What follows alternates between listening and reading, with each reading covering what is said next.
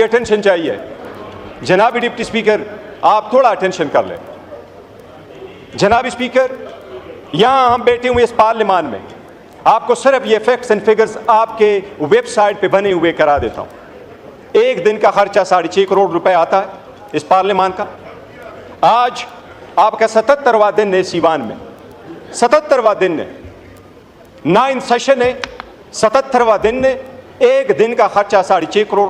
لیکن لیجسلیشن پہ آپ کے ویب سائٹ سے میں نے فیکٹس نکالے ہیں, 14 بل پاس ہوئے ہیں, 115 منٹ کی لیجسلیشن ہوئی ہے اس ایوان میں, باقی ساری گالم گلوچ ان کی طرف سے ابتدا ہوئی. یہی وہ اسٹرگل ہے جناب اسپیکر, یہی وہ اسٹرگل ہے جو ہم کوشش کر رہے ہیں کہ یہ راستے روک لیں.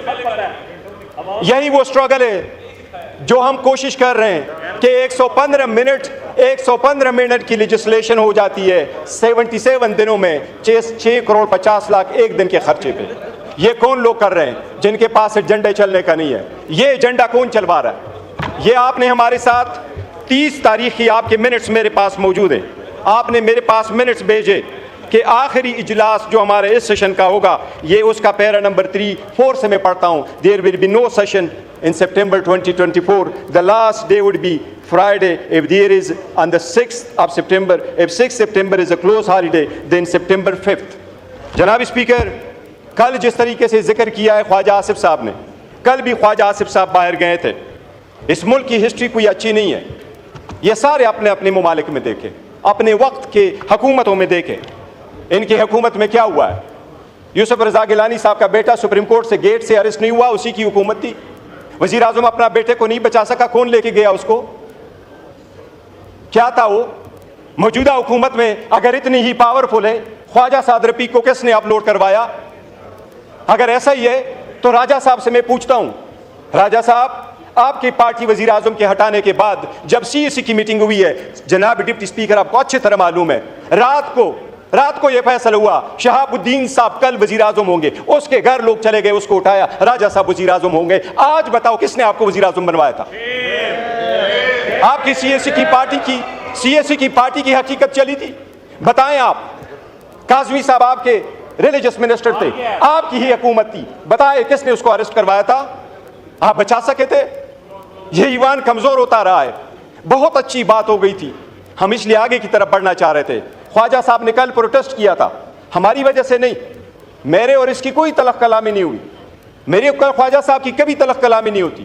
بل ایک بات ضرور ہوئی تھی, خواجہ صاحب نے کہا, اور میں کبھی نہیں کہتا جس طرح ٹویٹ کی بات ہو رہی ہے, جناب اسپیکر یہ جو جگہ بیٹھی ہوئی ہیں, ہم بیٹھے ہیں, یہ ہمارا ٹروتھ اینڈ ریکنسیلیشن کمیشن نہیں ہے کہ یہاں ایک دوسری کی سٹل کر دے کہ آپ کتنے برے تھے, میں کتنا اچھا ہوں, آپ نے کتنے لوگوں کو زد و کوب کیا, میں نے کتنے زد و کوب کیا. لیکن یہ بات آپ کو وثوق کے ساتھ کیسا ہو, پوری دنیا کہتی ہے کہ آپ کی حکومت میں سب سے زیادہ ہیومن رائٹس وائلیشن ہوئے. اتنی کرج رکھو کہ یہ مان لو. لیڈر تختدار پہ پہنچتے, آپ نے بھولا نا بوٹو کو, لیڈر تختدار پہ پہنچتے ہیں تاکہ قوم بچے. وہ کہتے ہیں ظلم کے خراب ہم نے لڑنا ہے. جناب اسپیکر, ہم اگر قربانی نہ دیں, میں تو فرسٹ ٹائم اس اسمبلی میں ہوں, خواجہ صاحب تو میری عمر سے زیادہ اس اسمبلی میں رہے, کیا ہم نے سیکھا ہے, کس طریقے سے آگے بڑھنا ہے. خواجہ صاحب کو میں نے یہ لفظ صرف کہا, میں نے کہا خواجہ صاحب اس کمیٹی میں ہم بیٹھے ہیں, یہ تو ہماری ایک پروپوزل تھی, یہ پروپوزل سب سے پہلے تو آپ کے اپوزیشن لیڈر نے بنایا ہے. میں اس بندے کو بڑا داد دیتا ہوں, and I'm so proud of your legacy Umar, so proud of your legacy. یہ لیگیسی ہے.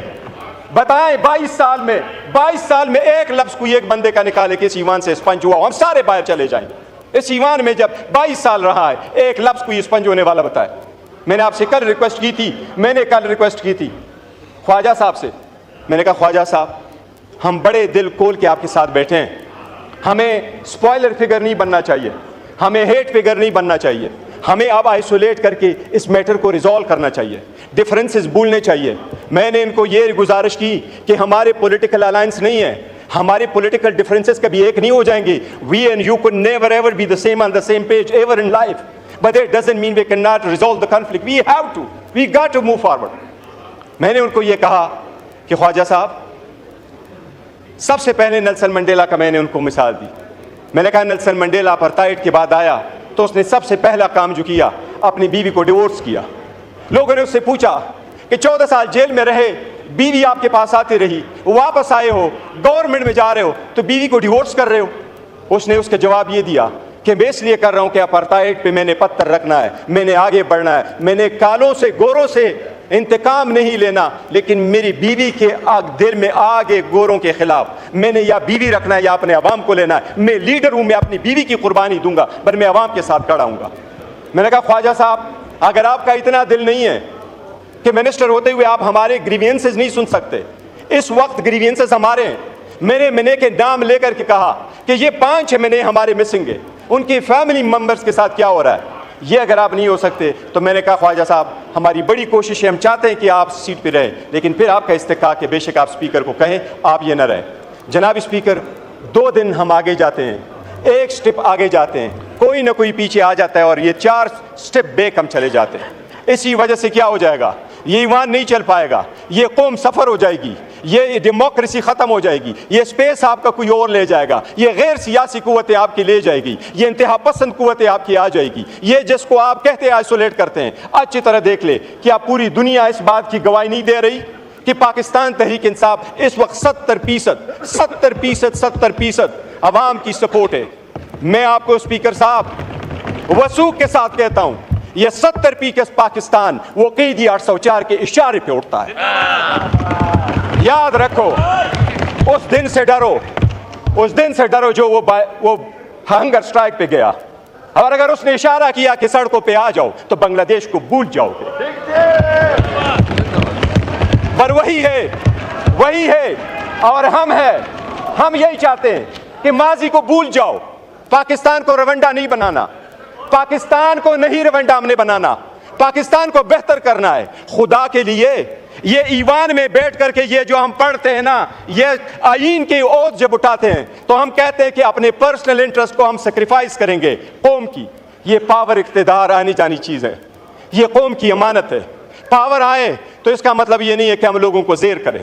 کبھی یہ کوشش نہ کرے کہ ان میں سے کون جیتا کون ہارتا ہے. ہمارے ہار اور جیت میں یہ پارلیمان ہار جائے گا, ہم ادھر کے ادھر رہ جائیں گے. جناب deputy speaker, it is time ہے کہ کامن سینس پریویل کرے. اگر کوئی کیس کورٹ میں موجود ہے, میں خان کے کس کیس کو اٹھا دوں, سائفر کا اٹھاؤں, عدت کا اٹھاؤں, تو شخانہ کا اٹھاؤں, پھر آپ لوگوں کا اٹھاؤں. خواجہ صاحب 2013 میں سپریم کورٹ کے آرڈر کے مطابق آپ کے کیس میں 45,000 ووٹ بوگس نہیں تھے. وہ آپ کے ووٹ کیوں بوگس تھے؟ میں ڈیمینڈ نہیں کرتا. کیا ہائی کورٹ کے 3 ججز نے آپ کے خلاف اقامے پہ ڈسکوالیفائی نہیں کیا؟ کیا 2018 میں آپ خود نہیں کہتے کہ میں نے فون کیا مجھے جتوایا گیا؟ 2024 آیا. آج کا آپ کے پاس الیکشن کمیشن کا ویریفائڈ لسٹ نہیں ہے. خواجہ صاحب, میری سب سے درخواست ہے, پہلے میں اپنے پھر آپ سے, اگر ہم نے یہاں اپنی عوام کی نمائندگی کرنی ہے تو بھول جائے ہم میں سے کون اچھا ہے. جنہوں نے پارسائی کے دعوے کرنے ہیں وہ اپنے طرف سارے دو کرتے ہیں. ہمارے خانوں میں یہ ہم جو چاہتے ہیں بہتر, ہم یہ چاہتے ہیں کہ جو جناب اسپیکر آج میرا ایک اچھا پروگرس ہوا ہے ہماری کمیٹی میں, ایک الحمدللہ سب کمیٹی بنی ہے. وہ کمیٹی میں ہم جا کے پریویلیجز اور امیونٹیز پہ بات کر رہے ہیں.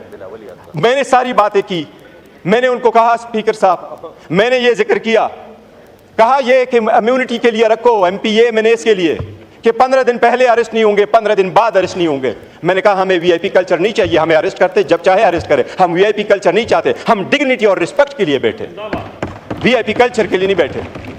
ہمیں اسپیشلی نہ کھڑا کرو کہ آپ کو وی آئی پی پاس ایشو, آپ ایئرپورٹ میں چلے جاؤ. ہم کیوں میں کھڑے ہوں گے امریکنس کی طرح, ہم جائیں گے برٹش کی طرح, ہم سارے جائیں گے. جناب اسپیکر, ایک نئی شروعات کی ضرورت ہوگی اگر ملک کو بچانا ہے. اگر ہم نے کسی تھرڈ فورس کو یہ پاور نہیں دینا تو ایک سٹیپ بیک بھی جانا پڑے تو ہمیں جانا ہوگا.